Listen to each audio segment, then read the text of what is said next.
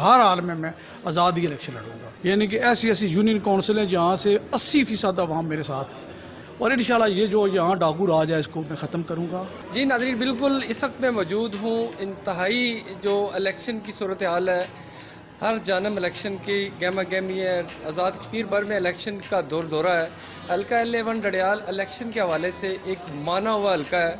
Election की campaign का जो आगाज़ है वो हल्का डडियाल से ही अरूज पर रहता है और इस दफ़ा भी पूरे ज़ोर और शोर के साथ जारी है।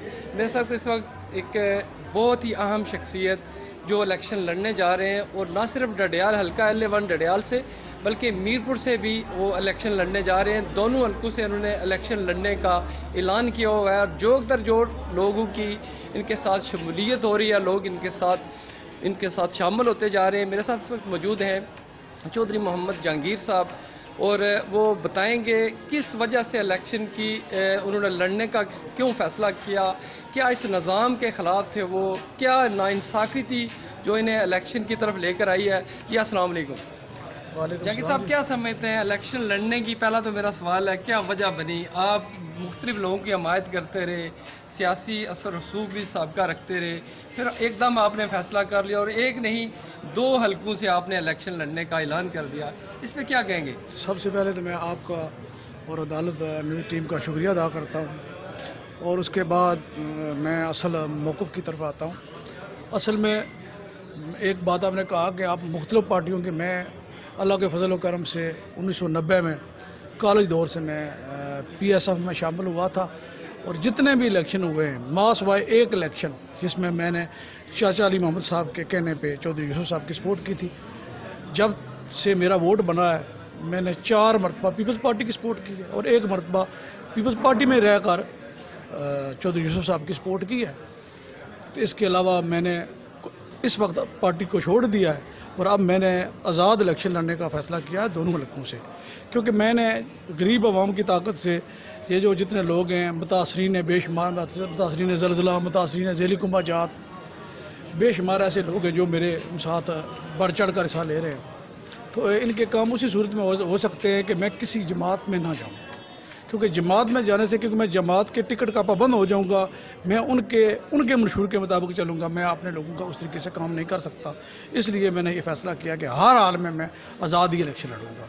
और इंशाल्लाह बार बार लोग ये भी पूछते हैं कि आप शायद किसी के हक़ में बैठ जाएँ, ऐसी भी कोई बात नहीं है। इंशाल्लाह हर हाल में मैं दोनों हलकों से इलेक्शन लड़ूँगा और फ़ैसला जो अवाम करेगी वही होगा, और इंशाल्लाह मैं गरीब अवाम की ताकत से इलेक्शन विन करूँगा।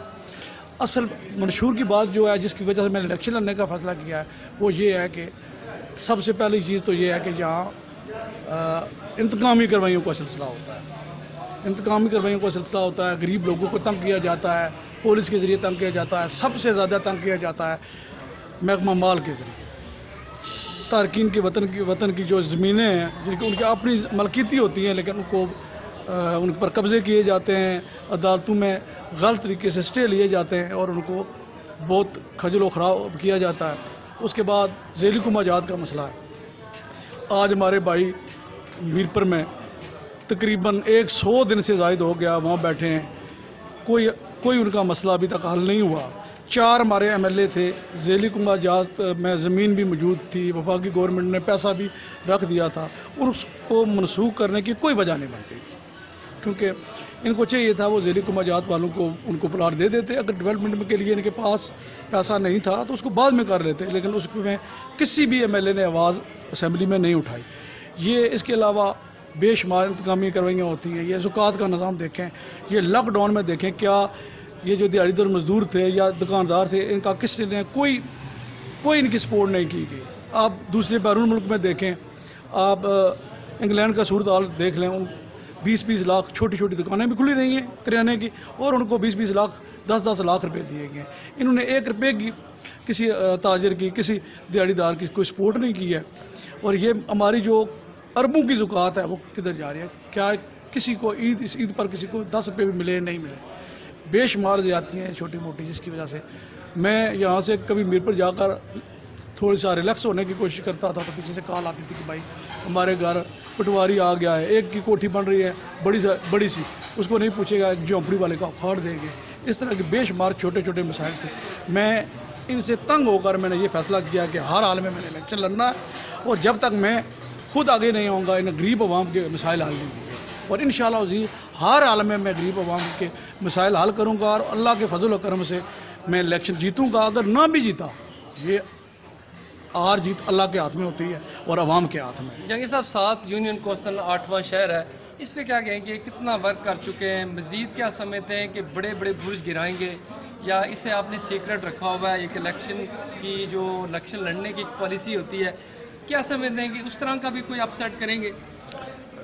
मैं आपको जो अपने दिल की बात कह रहा हूँ, मैं दिली तौर पर 100% मुतमिन हूँ। अगर मैं चाहूँ, ये कोरोना का भी मसला है, SOP का भी ख्याल रखना पड़ता है। यानी कि ऐसी ऐसी यूनियन काउंसिल हैं जहाँ से 80% आवाम मेरे साथ मौजूद है। वो मुझे बुला रहे हैं कि आप वहाँ आएँ, हमारे यहाँ जलसा करें।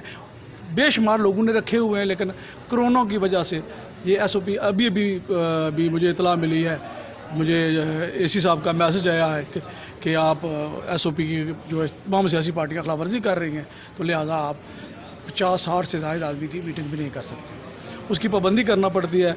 अगर ये मामला कोरोना का ना हो तो मैं 15 दिन में इन सब बड़ों को पता चल जाए कि इनकी क्या हैसियत रहेगी। उसके बाद मैं एक आखिरी बात करूँगा कि इंशाअल्लाह मैं अपने दोनों हलकों के अवाम से वादा करता हूँ, मैं जो बात करता हूँ दिल से करता हूँ, मैंने कभी गलत बयानी नहीं की। मैं अभी भी आपको बताता हूँ कि मैं दिली तौर पर मुतमिन हूँ, मुझे कोई किसी किस्म की परेशानी नहीं, किसी किस्म की मुझे परेशानी नहीं है। मैं ये वादा करता हूँ कि इंशाअल्लाह ये जो हमारा इलाका डडियाल है, इस वक्त मैं डडियाल में मौजूद हूँ, ये 2 पुलों के दरमियान हमें आता है, और इंशाअल्लाह ये जो यहाँ डाकू राज है इसको मैं ख़त्म करूँगा, और इस गरीब आवाम का और जितने भी मेरे चाहने वाले हैं, मैं इंशाअल्लाह इनका चौकीदार बनकर इनका काम करूँगा। और इंशाअल्लाह इनको ये नहीं होगा कि जी फलां खड़पेंच को साथ लेकर आएंगे तो दरख्वास्त साइन होगी, ऐसा नहीं होगा।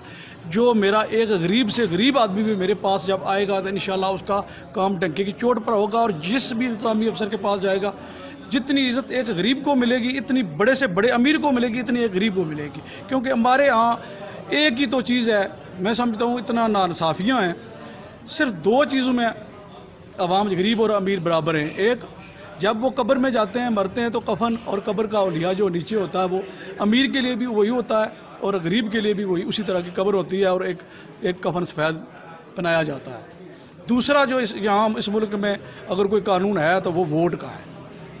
एक गरीब दिहाड़ीदार आदमी की भी एक ही वोट है और एक खरबपति की भी एक वोट है। अक्सर लोग ये कहते हैं कि जाकिर के साथ ज़्यादा गरीब बंदे हैं जी, ये हैं जी, क्या इन गरीब का इनके मुँह सर वाले बंदे नहीं हैं? क्या गरीब का मुँह सर नहीं? और इंशाअल्लाह मैं इनको बताऊंगा कि ये गरीब आवाम, ये नौजवान, ये बूढ़े, ये मेरे चाहने वाले लोग इनको इबरतनाक शिकस्त देंगे, और ये सदियों याद रखेंगे। जो इनकी जितनी भी गलत फहमियाँ हैं वो सब दूर हो जाएंगी इंशाअल्लाह। ये डाकू राज, इन्होंने कहा जी कि यहाँ पे डाकू राज है, और यहाँ पे जो लोगों के साथ जुल्म हो रहा है, जुल्म होता आ रहा है, इस सारे निज़ाम को तब्दील करके रख देंगे। गरीब लोग, अमीर लोग, वोट एक जैसा है, चाहे कोई अरबपति है, चाहे कोई मांगने वाला है, वोट की ताकत उतनी है, और वोट की ताकत से ही हम इक़्तिदार में आकर आप लोगों के काम करेंगे। असद शरीफ कालस, अदालत न्यूज़, डडियाल।